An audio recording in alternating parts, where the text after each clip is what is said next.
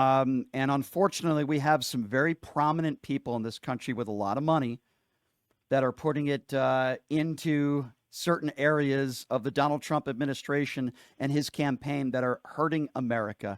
Make no mistake about it, the tech billionaires and the Adelsons of the world are going to be making a lot more money because of Donald Trump. And the people that are suffering, that are already suffering 2 weeks in, are everyday Americans living paycheck to paycheck. And for these right-wing buffoons who do radio shows with 5 listeners, whoever they are in Las Vegas, that say, "Oh, why you blaming Donald Trump? He's only been in office for 2 weeks." Oh yeah, well, we can blame him surely on policy and the 25% tariffs that he has already threatened to impose, and that embarrassment and our allies that he has angered. Already, we can be doing that, and the stock plummeting.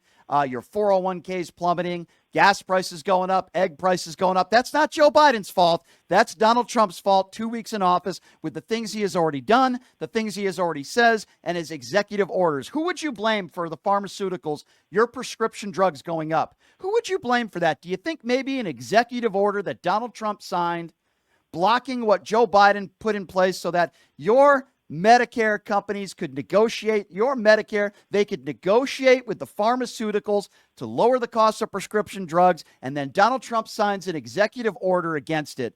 Who do we blame for that? Is there a right-wing idiot out there that will stand up and say, "Geez, Brian, I think you're right. I think Donald Trump shouldn't have done that"? These people are such a bunch of buffoons. Can you imagine for a second if Joe Biden said 2 or 3 months ago, "We are going to own Gaza, displace 2 million Palestinians, even though I don't have a plan for it. We might put boots on the ground"? Can you imagine what the Republicans would have said? What do you think? Oh my God. They would have lost it, right?